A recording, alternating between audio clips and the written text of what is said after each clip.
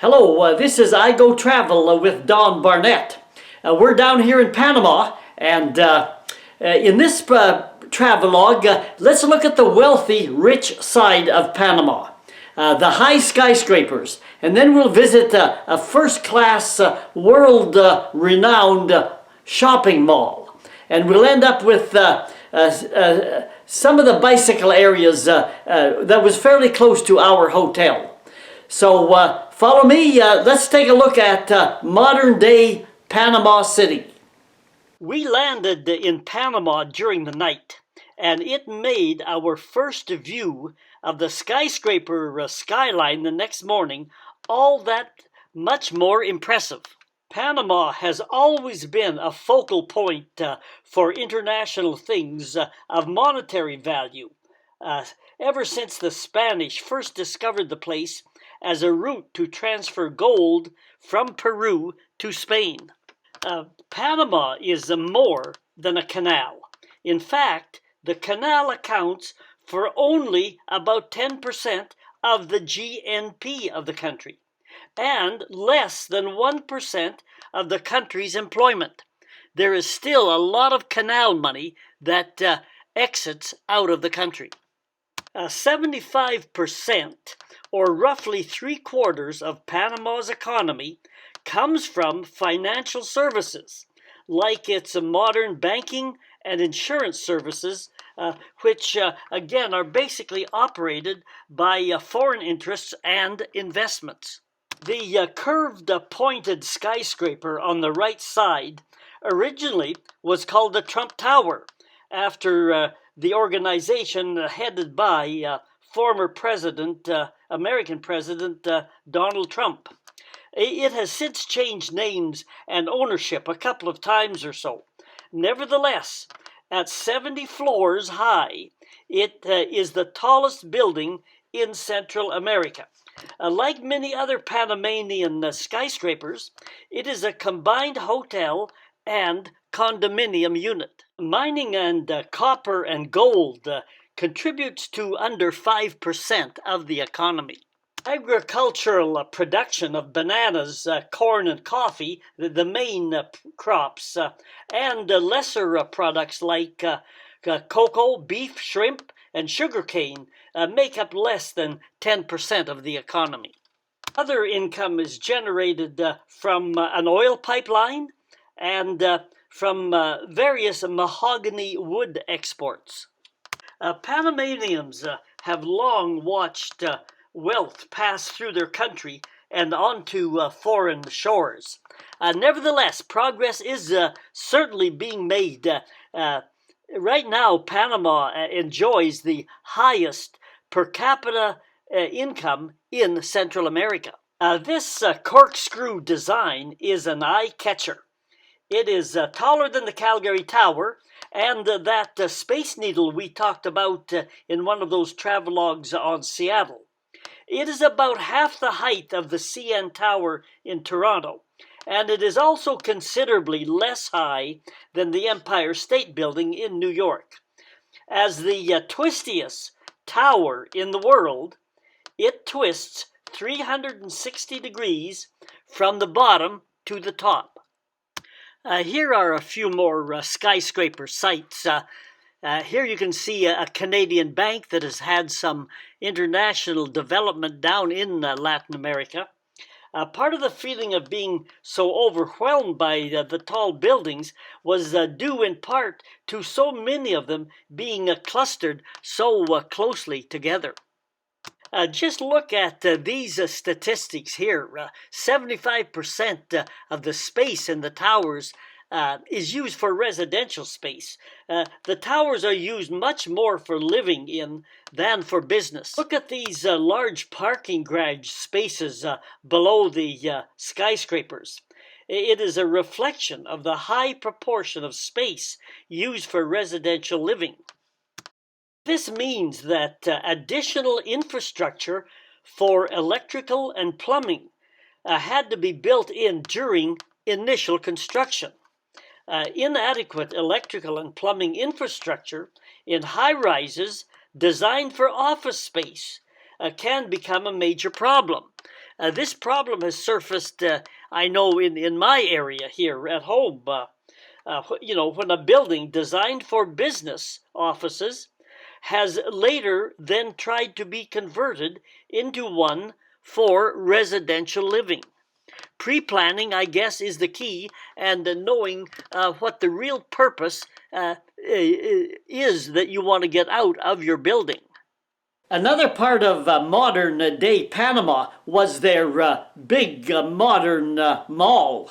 We often took a bus from our hotel to the mall. World-class entrepreneurship is reflected in the classy Albrook Mall, which is located on the former U.S. military air base. It's not quite as large as the huge malls in Edmonton, Alberta, or the one in Minneapolis, but it is nevertheless one of the high-end malls of the world, and it's a shopper's delight. It contains a wide variety of eating places, clothing stores, and a huge food court. And the prices range from high to very reasonably priced. Artistic statues like these here help you identify hallways, making it a whole lot easier to navigate around the huge mall. You could also catch a little train if your feet played out on you. There is just a great variety of shops everywhere.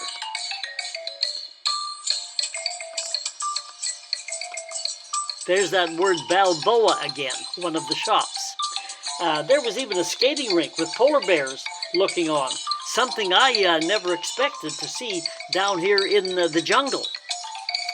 And there were all kinds of different eating areas around. It was just a huge, huge place and a very enjoyable place to shop. Never miss a chance to take an elevated train. It gives you a great perspective of the city from above, kind of a bird's eye view. There's no shortage of cars, so they have lots of gas stations and some signs and companies like McDonald's. They just seem to be everywhere in the world. Here's a few street pictures that was near our hotel. This was an open-air kind of a school museum display area, and those rocks were made or were hauled in from the making of the canal. And it formed a big water protection, kind of a Malecon walkway.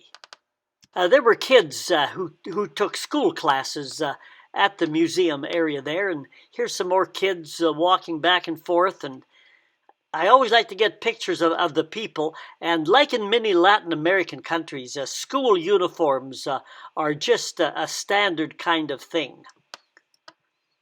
And the next few photographs here shows you the walkway and some of the bicycle areas. Bicycling is popular in Panama, of course. It's a big urban center, and these were different kinds of bikes that were rented to tourists like me and you. Here is another look at the Amador Causeway, made from rocks excavated from the trench to make the canal.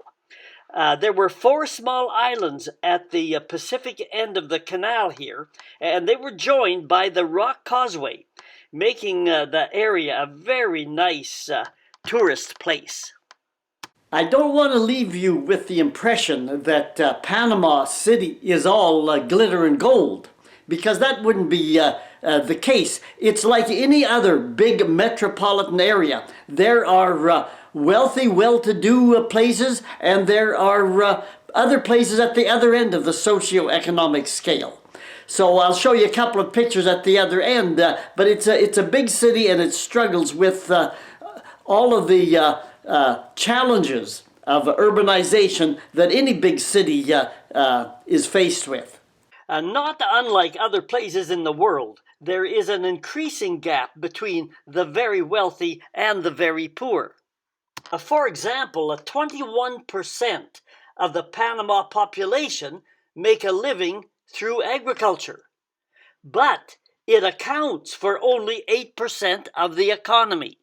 Rural areas in particular suffer from deforestation and soil erosion from the negative effects of open pit mining, from overgrazing cattle production, and a loss of water quality. Parts of both rural areas and the cities struggle from becoming poorer, while the wealthier people continue to accumulate more wealth and ownership of land. And again, it is not unique to Panama. It seems like a trend or a factor that exists all over the world.